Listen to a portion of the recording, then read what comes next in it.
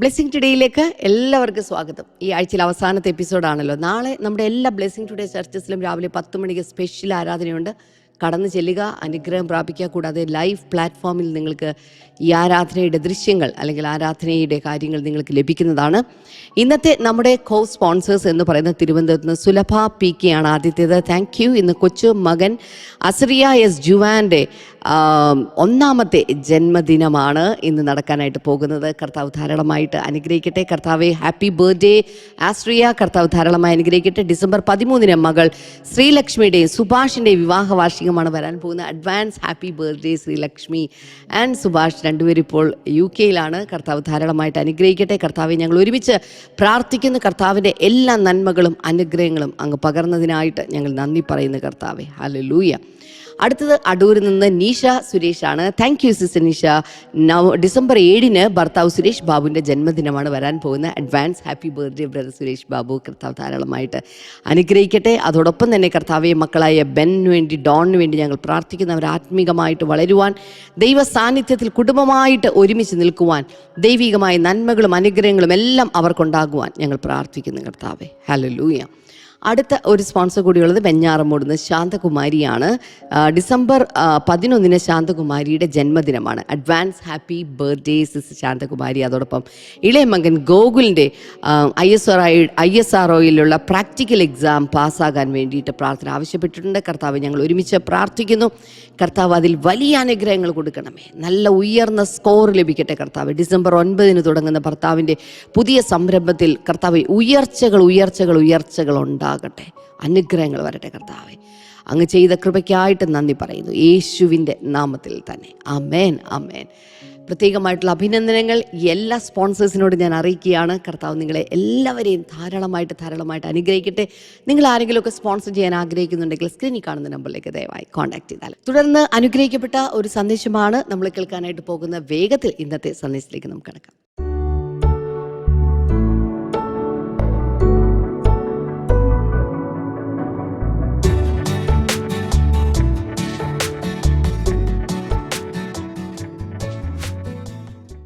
Welcome back. This can be your story. ഇത് നിങ്ങളുടെ കഥയാകാം. I'm really enjoying. കഴിഞ്ഞ ദിവസങ്ങളൊക്കെ നമ്മൾ ഈ ജോസഫിൻ്റെ കഥ ഇങ്ങനെ ചിന്തിച്ചുകൊണ്ടിരിക്കുകയാണല്ലോ. എന്നാൽ നമ്മുടെ പച്ചയായ നമ്മുടെ ജീവിതവുമായി വളരെയധികം താരതമ്യപ്പെടുത്തി ചിന്തിക്കാവുന്ന ചില പച്ച യാഥാർത്ഥ്യങ്ങളാണ് ജോസഫിൻ്റെ കഥയിലുള്ളത്. നമ്മളിപ്പോൾ 42 അധ്യായത്തിലേക്ക് കയറാൻ പോവുക. 41 നമ്മൾ ഇതുവരെ ചിന്തിച്ചുകൊണ്ടിരുന്നത്. 37 തുടങ്ങിയതാണ്. 41 അധ്യായത്തിൽ ഫറവോൻ്റെ സ്വപ്നം, അതിൻ്റെ സ്വപ്ന വ്യാഖ്യാനം, അതേ തുടർന്ന് ജോസഫിന് വളരെ പെട്ടെന്ന് കുണ്ടറയിൽ നിന്നും കൊട്ടാരത്തിലേക്ക്, പ്രിസൺ ടു പാലസ് എന്ന രീതിയിൽ പെട്ടെന്നുള്ള പ്രൊമോഷൻ. പെട്ടെന്നാണ് ആൾ മാറുന്നു, അവസ്ഥ മാറുന്നു, തൻ്റെ ഷേപ്പ് മാറുന്നു, തൻ്റെ കോസ്റ്റ്യൂം മാറുന്നു, തനിക്ക് രാജാവിൻ്റെ മുദ്രാമോതിരം താൻ അണിഞ്ഞിരിക്കുന്നു, സിംഹാസനത്തിലിരിക്കുന്നു, തനിക്ക് എസ്കോർട്ട്, തനിക്ക് ഭടന്മാർ, രാജ്യത്തിലുള്ള സകല അധികാരം തൻ്റെ കയ്യിൽ വന്നിരിക്കുന്നു. യേശുവിനോട് താരതമ്യപ്പെടുത്തി ചിന്തിക്കുവാണെങ്കിൽ സ്വർഗത്തിലും ഭൂമിയിലുള്ള സകല അധികാരവും എനിക്ക് നൽകപ്പെട്ടിരിക്കുന്നു ആകയാൽ എന്ന് പറഞ്ഞിരിക്കുന്ന പോലെ യോസഫ് സകലത്തിൻ്റെ മുകളിൽ അധികാരിയായി മാറിയിരിക്കുകയാണ്. What A story. ഇപ്പം നമ്മൾ അങ്ങനെയൊക്കെ കണ്ടു. അതിന് കൂടാതെ നമ്മൾ അവിടെ യോസഫിൻ്റെ കല്യാണം നടന്നു, 2 പിള്ളേരുണ്ടായി. എന്ന് വെച്ചാൽ സമൃദ്ധിയുടെ 7 സംവത്സരങ്ങൾ തുടങ്ങിയ ശേഷം ആദ്യത്തെ 5 വർഷം ദാരിദ്ര്യത്തിൻ്റെ അല്ലെങ്കിൽ ക്ഷാമത്തിൻ്റെ 7 സംവത്സരങ്ങൾ തുടങ്ങുന്നതിന് 2 വർഷം മുമ്പുള്ള കാലയളവിൽ 5 വർഷം കൊണ്ട് 2 കുഞ്ഞുങ്ങളുണ്ടായി. 1ാമത്തെ മകന് എഫ്രായിം എന്ന് പേർ വിളിച്ചു. അർത്ഥം മറക്കുക. ആ കുഞ്ഞ് ജനിച്ചു. ആദ്യത്തെ കരച്ചിൽ കരഞ്ഞു. താൻ ആ കുഞ്ഞിനെ കയ്യിലെടുത്തപ്പോൾ തന്നെ ഒരു വലിയ മിറക്കിൾ നടന്നു. എന്താണ് മിറക്കിൾ? ബാല്യകാലം മുതൽ അതുവരെ തൻ്റെ പിതൃഭവനത്തിലും ആ നാട്ടിലും ഈ വിദേശ നാട്ടിലും ഈജിപ്തിലും ഇസ്രായേലിലും താൻ സഹിച്ച സകല കഷ്ടതകളും കൂടെ ഇതെങ്ങനെ മറഞ്ഞു പോയി. കുഞ്ഞിനെ കാണുകയല്ല, ഒരു മിറക്കിൾ നടക്കും. ഹീലായി, തൻ്റെ ഉള്ളിൽ നിന്നത് പോയി. വാവ്, പോയി. ഒരു കുഞ്ഞും കൂടെ ജനിച്ചു. അതിന് അതിന് എഫ്രായിം എന്ന് പേരിട്ടു. എഫ്രായിം എന്ന വാക്കിൻ്റെ അർത്ഥം ഫ്രൂട്ട്ഫുൾനെസ്, ഫലസമൃദ്ധി എന്നാണ്.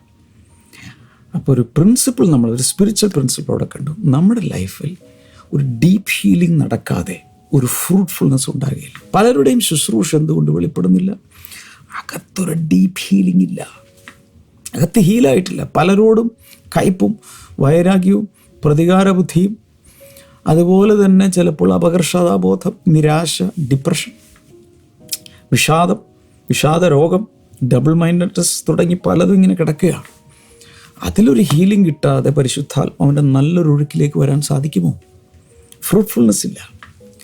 ലൈഫിൽ, ജോലിയിലാകട്ടെ, ബിസിനസ്സിലാകട്ടെ, കുടുംബജീവിതത്തിലാകട്ടെ, സാമ്പത്തികത്തിലാകട്ടെ, ഒന്നിലും അങ്ങ് ഒരു ഫ്രൂട്ട്ഫുൾനെസ് കാണുന്നില്ല. ആ അവസ്ഥ മാറുവാൻ എന്ത് വേണം?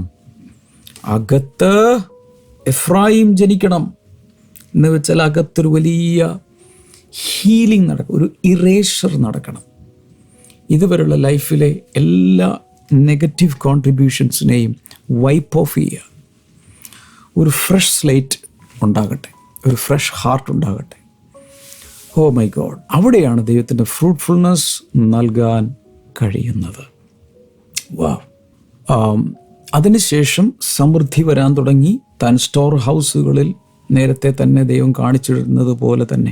ഞാനൊരു കാര്യം പറ്റേ, ഭാവിയിൽ എന്താ നടക്കാൻ പോകുന്നതെന്ന് അറിഞ്ഞാൽ തന്നെ എന്ത് ഒരു ഷുവർ സ്റ്റെപ്സ് നമുക്ക് വെച്ചുകൂടെ? അപ്പോൾ ദൈവം പലതും നമുക്കൊരു ബിഗ് പിക്ചർ തരും. ഭാവിയിലേക്കുള്ള കുറേ കാര്യങ്ങളൊക്കെ ദൈവം വെളിപ്പെടുത്തും. അതിനുവേണ്ടി പ്രാർത്ഥിക്കണം. അതിന് ചിലപ്പോൾ സ്വപ്നത്തിലൂടെ, ദർശനത്തിലൂടെ, ഇതൊന്നും വേണമെന്നില്ല, അകത്തറിയാം ഇന്ന സ്ഥലത്തേക്കാണ് ഞാൻ പോകുന്നത്. ഒന്നുമില്ലെങ്കിൽ ബൈബിളിൽ നിന്ന്, വചനത്തിലൂടെ തന്നെ ഒരു പിക്ചറൈസേഷൻ അവിടെ നടക്കാം. 42 മിസ്രയീമിൽ ധാന്യമുണ്ടെന്ന് യാക്കോബ് അറിഞ്ഞപ്പോൾ തൻ്റെ പുത്രന്മാരോട്, നിങ്ങൾ തമ്മിൽ നോക്കി നിൽക്കുന്നത് എന്ത്? മിസ്രയീമിൽ ധാന്യമുണ്ടെന്ന് ഞാൻ കേട്ടിരിക്കുന്നു. നാം മരിക്കാതെ ജീവിച്ചിരിക്കേണ്ടതിന് അവിടെ ചെന്ന് അവിടെ നിന്ന് നമുക്ക് ധാന്യം കൊള്ളുവിൻ എന്ന് പറഞ്ഞു. ഇനി സ്റ്റോറി അടുത്ത മറ്റേ സ്ഥലത്തേക്ക് പോവുകയാണ്. ഇവിടെ ഇപ്പം നമ്മളൊരു ഡ്രാമ കാണുകയാണെങ്കിൽ, അല്ലെങ്കിൽ ഒരു മൂവിയാണെങ്കിൽ തന്നെ കുറേ നേരം ഈ രംഗം കാണിക്കുന്നു, അതിനുശേഷം അപ്പുറത്തെ രംഗം കാണിക്കുന്നു, പിന്നെ ഈ രംഗം കാണിക്കുന്നു, വേറെ രംഗം കാണിക്കുന്നു. ഇത് കഴിഞ്ഞാണ് എല്ലാം കൂടി കൂട്ടിയിണക്കി ഒരു ക്ലൈമാക്സിലേക്ക് കൊണ്ടുവരുന്നത്. ഇതുപോലെ തന്നെ ഈ ജോസഫിൻ്റെ സ്റ്റോറിയിലും ഇതുവരെ ജോസഫിൻ്റെ 37-ാം അധ്യായത്തിൽ ജോസഫിൻ്റെ കഥ ഇങ്ങനെ തുടങ്ങി, ഇങ്ങനെ വന്ന് 38-ൽ അതിലൊരുവനായ 12 പേരിൽ ഒരുവനായ യഹൂദ കൂട്ടം വിട്ട് പോയി വേറെ സ്ഥലത്ത് പോയി താമസിച്ച് അവിടെ കല്യാണം കഴിച്ച് മക്കളുണ്ടായ ചില ട്രാജഡികളും മരണങ്ങളൊക്കെ ഉണ്ടായ കാര്യങ്ങളൊക്കെ നമ്മൾ കണ്ടു. 39 മുതൽ വീണ്ടും യോസഫിൻ്റെ കഥ തുടർന്ന് 41 വരെ വന്നു. പെട്ടെന്ന് ഇനി സ്റ്റോറി എങ്ങോട്ട് പോകുന്നു? യാക്കോബിൻ്റെ വീട്ടിലേക്ക്. അവിടെ എന്ത് നടക്കും? കനാൻ നാട്ടിൽ ഇപ്പോൾ എന്താ നടക്കുന്നത്? ഇവിടെ യോസഫിനെ ദൈവം ഇവിടെ വരെ ഉയർത്തി. എല്ലായിടത്തും ക്ഷാമമാണ്, മിസ്രയീമിലും ക്ഷാമമാണ്. പക്ഷേ മിസ്രയീമിൽ മാത്രം ഒരു കരുതൽ ധാന്യശേഖരമുണ്ട്.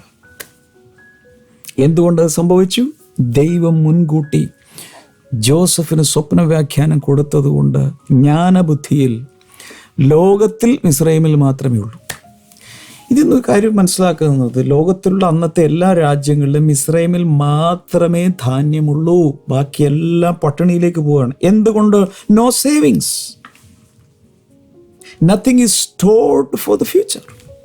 ഒന്നും ഭാവിയിലേക്ക് വെച്ചിട്ടില്ല, ഇൻക്ലൂഡിങ് എവിടെ? കനാൻ നാട്ടിൽ. ഇത് തന്നെ ഒരു വിരോധാഭാസമാണ്. കനാൻ നാട്ടിലാണ് വാസം, അവിടെയല്ലേ യാക്കോബും ദൈവത്തിൻ്റെ കുടുംബങ്ങളൊക്കെ ജീവിക്കുന്നേ, അവിടെയല്ലേ സമൃദ്ധി വരേണ്ടത്. അവിടെ വന്നില്ല, പകരം എവിടെ വന്നു? ഈജിപ്തിൽ വന്നു. കാരണം ദൈവവുമായി കമ്മ്യൂണിക്കേറ്റ് ചെയ്യുന്ന, ദൈവത്തിനും മനുഷ്യർക്കും ഇടയിൽ നിൽക്കുന്ന ഒരു ദൈവഭൃത്യനുള്ളത് ഇപ്പോൾ എവിടെയാണ്? മെയിൻലി ഇപ്പോൾ ഉള്ളത് മിസ്രയീമിലാണ്. അതുകൊണ്ട് അവിടെയാണ് ദൈവം പ്രൊവിഷൻ പകർന്നിരിക്കുന്നത്. എനിവേ, നമുക്ക് ഇവിടെ മിസ്രൈമിൽ ധാന്യമുണ്ടെന്ന് യാക്കോബ് അറിഞ്ഞപ്പോൾ, അപ്പം ഇങ്ങനെ ഒരു ക്ഷാമം വരുന്ന സമയത്ത് എവിടെ എന്തെങ്കിലും ധാന്യം കിട്ടുമെന്നാണല്ലോ ലോകം മൊത്തം ചിന്തിക്കുന്നത്. എവിടെയുണ്ട് സ്റ്റോക്ക്, എവിടെയുണ്ട്? അപ്പോഴാണ് അറിഞ്ഞത് മിസ്രൈമിലുണ്ട്. അപ്പോൾ യാക്കോബ് തൻ്റെ പുത്രന്മാരോട്, നിങ്ങൾ തമ്മിൽ തമ്മിൽ നോക്കി നിൽക്കുന്നത് എന്ത്? ഇതൊരു ഭയങ്കര ചോദ്യമാണ്. ജേക്കബ് ചോദിക്കുന്ന ചോദ്യം, why do you just keep looking at each other? Why do you just keeping looking at each other? ഇതാണ് പല കുടുംബങ്ങളിലെയും പ്രശ്നം. എല്ലാവരും തമ്മിൽ തമ്മിൽ നോക്കി നിൽക്കുകയാണ്, ആരും ആക്ഷൻ എടുക്കുന്നില്ല. പല വീടുകളിലും നടക്കുന്നത് കാണുമ്പോൾ ജപ്തി വന്നിരിക്കുന്നു. വീട് എപ്പോൾ വേണമെങ്കിലും ജപ്തി ചെയ്ത് പോകാം. പക്ഷേ എന്ത് ചെയ്യാനാ എന്ന് പറഞ്ഞുകൊണ്ട് അപ്പനും മക്കളൊക്കെ ഇങ്ങനെ നോക്കിയിരിക്കും. അമ്മ കിടന്ന് കാറുന്നു.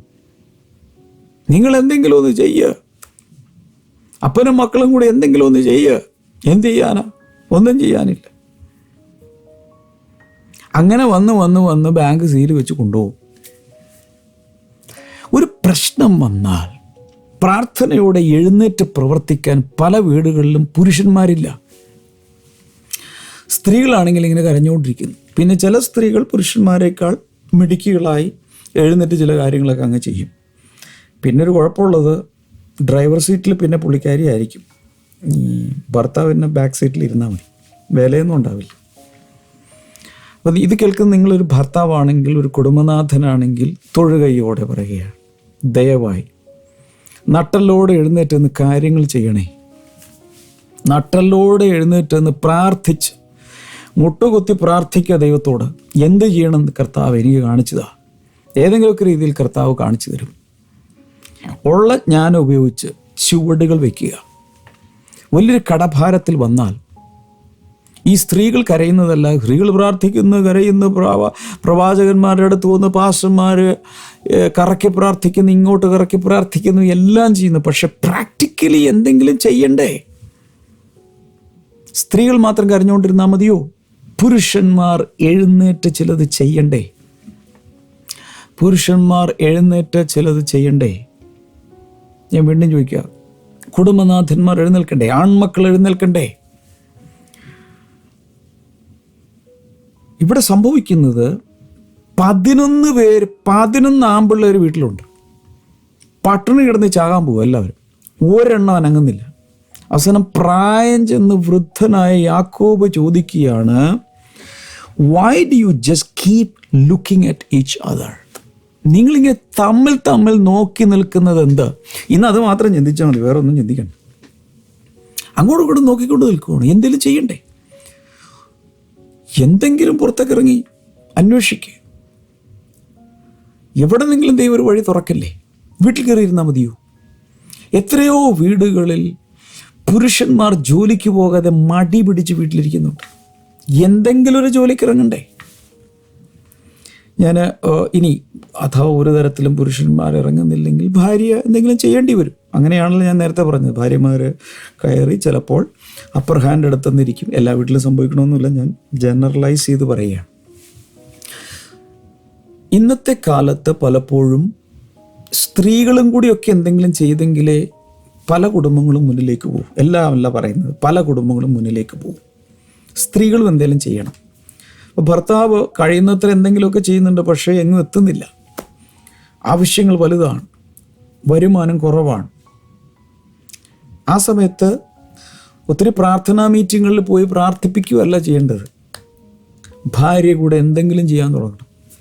എൻ്റെയൊക്കെ ചെറുപ്പകാലത്ത് ഞങ്ങളുടെ നാട്ടിൽ പുഴയും അങ്ങനെയൊക്കെയുള്ള ചുറ്റുപാടുകളൊക്കെ ഉള്ളൊരു സ്ഥലമാണ്, ഗ്രാമമാണ്.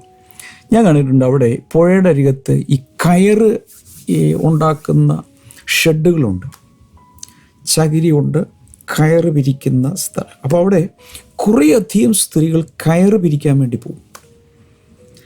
അപ്പോൾ അതിലൂടെ ചിലപ്പോൾ തുച്ഛ വരുമാനമായിരിക്കും, എന്തുമായിക്കോട്ടെ ആ വീട്ടിലേക്കൊരു വരുമാനം വരിക. മറ്റു ചിലർ അന്ന് പീലിംഗ് ഷെഡ്സ് ഉണ്ട്. ചെമ്മീൻ്റെ ഈ തൊണ്ടെല്ലാം കളഞ്ഞ് അതിൻ്റെ മാംസം എടുത്ത് എക്സ്പോർട്ടിന് വേണ്ടി വിടുന്ന ചെമ്മീൻ വൃത്തിയാക്കുന്ന പീലിംഗ് ഷെഡ്സ് ഉണ്ട്. കുറേ പേര് അവിടെ പോകും.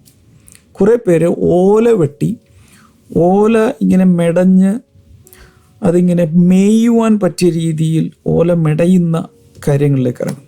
എന്തെങ്കിലും തുച്ഛമായ വരുമാനം. കോഴിയെ വളർത്തും, ചിലർ താറാവിനെ വളർത്തും, ആടിനെ വളർത്തും, പശുക്കളെ വളർത്തും. എന്തെങ്കിലുമൊക്കെ ഈ സ്ത്രീകൾ ഇങ്ങനെ വീട്ടിൽ ചെയ്ത് എന്തെങ്കിലുമൊക്കെ ഒരു വരുമാനം ഉണ്ടാക്കും.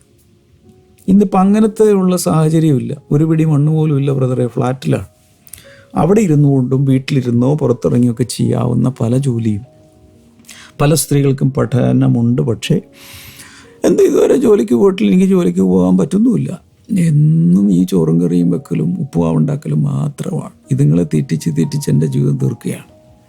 No, out of the box ചിന്തിക്കുക. ചിലതൊക്കെ സ്ത്രീകൾക്കും ഒരുപക്ഷെ ചെയ്യാൻ കഴിയും. ഞാൻ എല്ലാ സ്ത്രീകളും ജോലി ചെയ്യണമെന്നൊന്നുമല്ല ഞാൻ ഈ പറയുന്നത്. ഞാൻ പറയുന്നത് അവരവരുടെ കുടുംബത്തിലെ സാഹചര്യമനുസരിച്ച് എഴുന്നേറ്റ് എന്തെങ്കിലും ചെയ്യണ്ടേ. വീട്ടിൽ 5 പേരുണ്ടെങ്കിൽ 8 പേരുണ്ടെങ്കിൽ അങ്ങോട്ടും ഇങ്ങോട്ടും നോക്കിക്കൊണ്ട് നിന്ന വല്ല കാര്യവും നടക്കുമോ?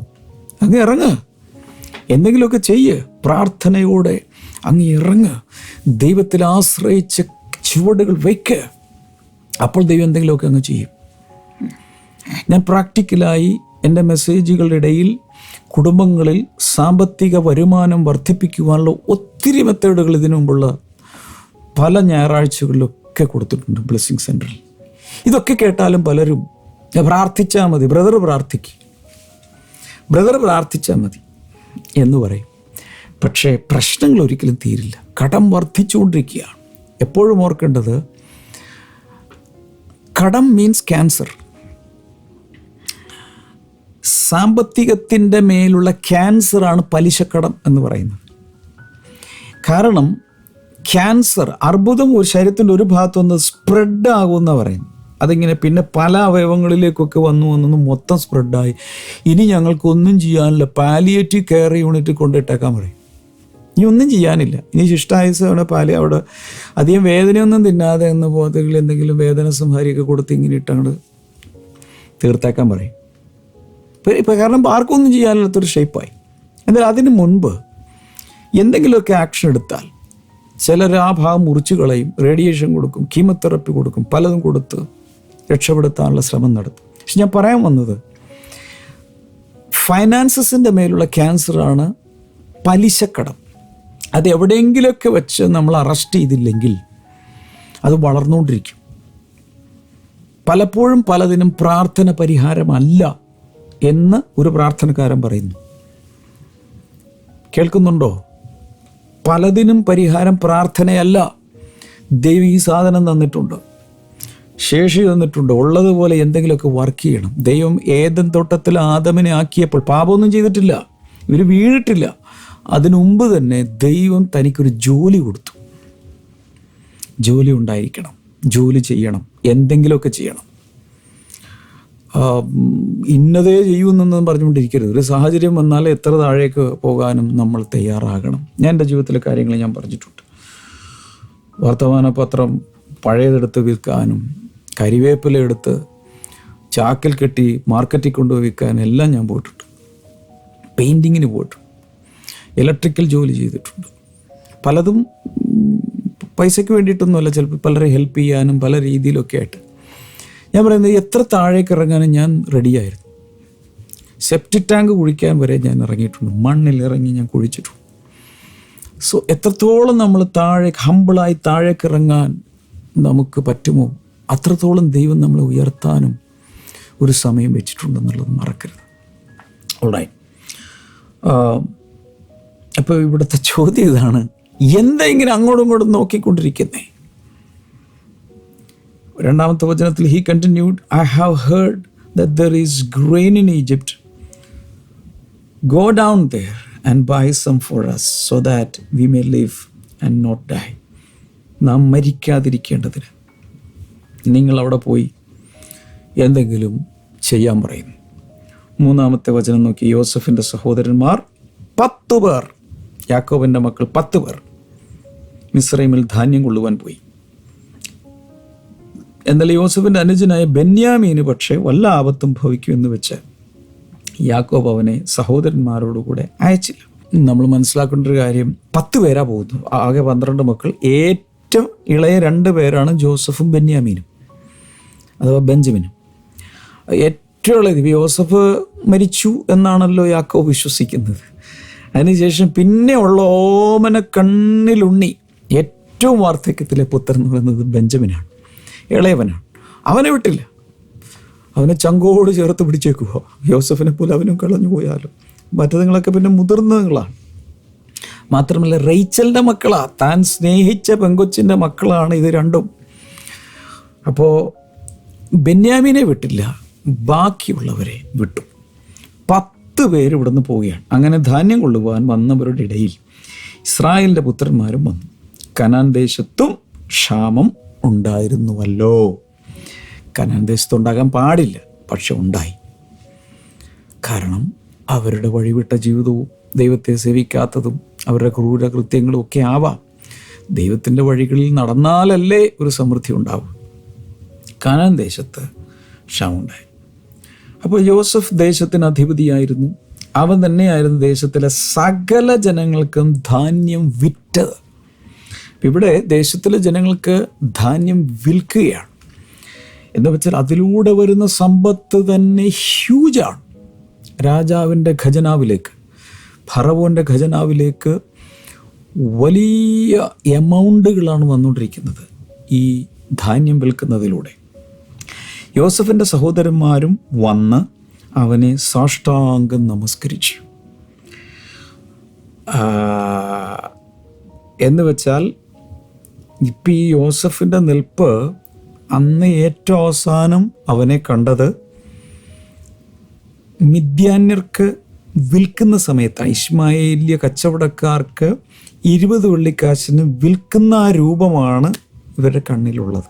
ആ സമയത്ത് അപ്പൻ തയ്പ്പിച്ചു കൊടുത്ത, അപ്പൻ കൊടുത്ത വർണ്ണശബളമായ വസ്ത്രം എടുത്ത് ഒരുപക്ഷെ അതിൻ്റെ അകത്തുള്ള ഇന്നർ ഗാർമെൻറ്റ് മാത്രമേ അവനുള്ളൂ, മേൽവസ്ത്രം കൊണ്ടുപോയി. അതിലാണ് ഒരുപക്ഷെ അവൻ്റെ കൈയും കാലും ഒക്കെ കെട്ടി ഒട്ടകപ്പുറത്ത് കയറ്റി അവരെ കൊണ്ടുപോകുന്നത്. ഇറങ്ങി ഓടാതിരിക്കാൻ ഒരുപക്ഷെ അടിമകളുടെ ആദ്യം കൈയും കാലൊക്കെ ഒന്ന് കെട്ടിയായിരിക്കും ചിലപ്പോൾ വെക്കുന്നത്. ഒട്ടകപ്പുറത്ത് ചിലപ്പോൾ കെട്ടി വെക്കുമായിരിക്കും, അറിഞ്ഞൂടാ. അപ്പോൾ ആ രംഗമാണ് അവസാനം കണ്ടത്. പക്ഷേ ഇങ്ങനൊരു രൂപം അവർ കണ്ടിട്ടില്ല. എന്ന് വെച്ചാൽ ഭരണാധിപനായി ഗവർണറുടെ വേഷത്തിൽ ഈജിപ്തിലെ ഭരണാധിപന്മാരുടെ കിരീടം, മുദ്രാമോതിരം എല്ലാം ഇട്ട്, ഓ മൈ ഗോഡ്, ഒരു ഗ്ലോറിയസ് ഫിഗറാണ് യോസഫ്. അതുകൊണ്ട് വന്ന ഉടനെ ഈ ഗ്ലോറിയസ് ഫിഗറിൻ്റെ മഹത്വപൂർണമായി നിൽക്കുന്ന ഈ മനുഷ്യൻ്റെ മുമ്പിൽ ആളെ തിരിച്ചറിഞ്ഞ് അറിയുന്നില്ല, നേരെ വന്നങ്ങ് വീണു.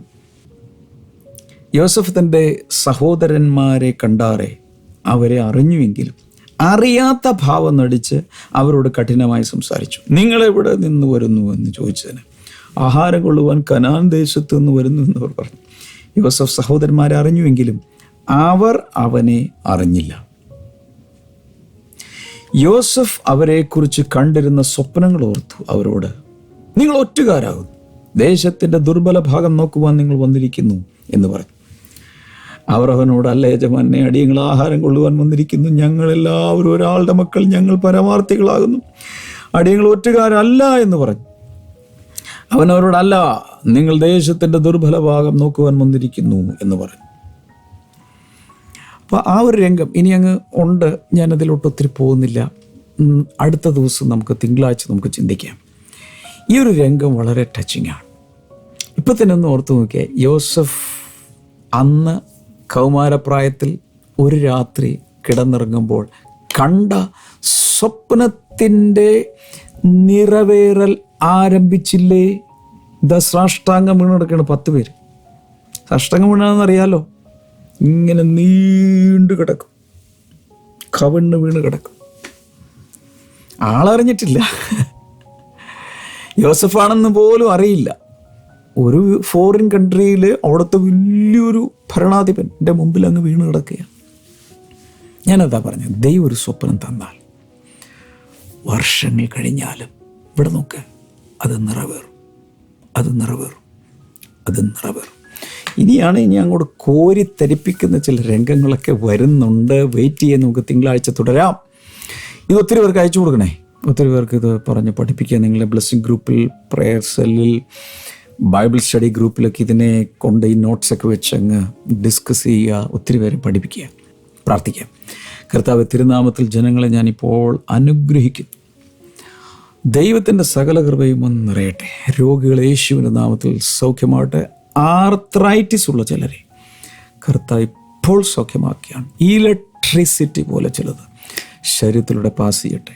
In the name of Jesus വലിയ വിടുതൽ ഇപ്പോൾ ഉണ്ടാകട്ടെ. അതുപോലെ എപ്പോഴും ഇങ്ങനെ വൊമിറ്റിംഗ് വരുന്ന ഒരാളെ കർത്താവ് ഇപ്പോൾ സൗഖ്യമാക്കുന്നുണ്ട്. മറ്റൊന്ന്, ഈ കരൾ സംബന്ധമായ ചില രോഗങ്ങൾ യേശുവിൻ്റെ നാമത്തിൽ ഇപ്പോൾ സൗഖ്യമാകട്ടെ. Thank you father. കൈകൾ രണ്ട് നീട്ടി പിടിക്കും. തിരുനാമത്തിൽ ജനങ്ങളെ ഞാനിപ്പോൾ ബ്ലസ് ചെയ്തിരിക്കും, യേശുവിൻ്റെ നാമത്തിൽ. ആമേൻ. പ്രയർ കോൾ സെൻ്ററിലെ നമ്പർ എടുത്ത് നിങ്ങൾ വിളിക്കുക. നിങ്ങൾക്ക് വേണ്ടി അനേകർ പ്രാർത്ഥിക്കും. തിങ്കളാഴ്ച നമുക്ക് വീണ്ടും കാണാം. God bless you. ബൈ.